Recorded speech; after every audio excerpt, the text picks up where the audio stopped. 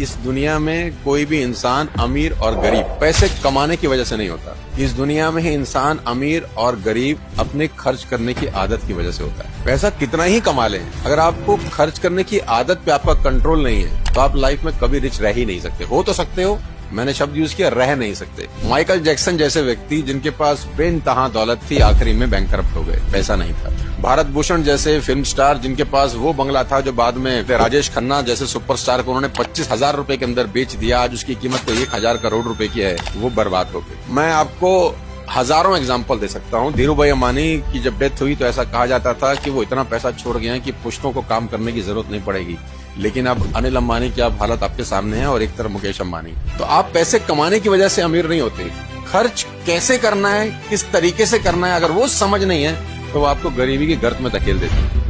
इस दुनिया में कोई भी इंसान अमीर और गरीब पैसे कमाने की वजह से नहीं होता। इस दुनिया में इंसान अमीर और गरीब अपने खर्च करने की आदत की वजह से होता है। पैसा कितना ही कमा लें, अगर आपको खर्च करने की आदत पे आपका कंट्रोल नहीं है तो आप लाइफ में कभी रिच रह ही नहीं सकते। हो तो सकते हो, मैंने शब्द यूज किया, रह नहीं सकते। माइकल जैक्सन जैसे व्यक्ति जिनके पास बेइंतहा दौलत थी, आखिरी में बैंकरप्ट हो गए, पैसा नहीं था। भारत भूषण जैसे फिल्म स्टार जिनके पास वो बंगला था जो बाद में राजेश खन्ना जैसे सुपरस्टार को उन्होंने 25,000 रुपए के अंदर बेच दिया, आज उसकी कीमत तो 1,000 करोड़ रुपए की है, वो बर्बाद हो गई। मैं आपको हजारों एग्जाम्पल दे सकता हूँ। धीरूभाई अंबानी की जब डेथ हुई तो ऐसा कहा जाता था कि वो इतना पैसा छोड़ गए हैं कि पुश्तों को काम करने की जरूरत नहीं पड़ेगी, लेकिन अब अनिल अंबानी की आप हालत आपके सामने है और एक तरफ मुकेश अंबानी। तो आप पैसे कमाने की वजह से अमीर नहीं होते, खर्च कैसे करना है, किस तरीके से करना है, अगर वो समझ नहीं है तो वो आपको गरीबी की गर्त में धकेल देते हैं।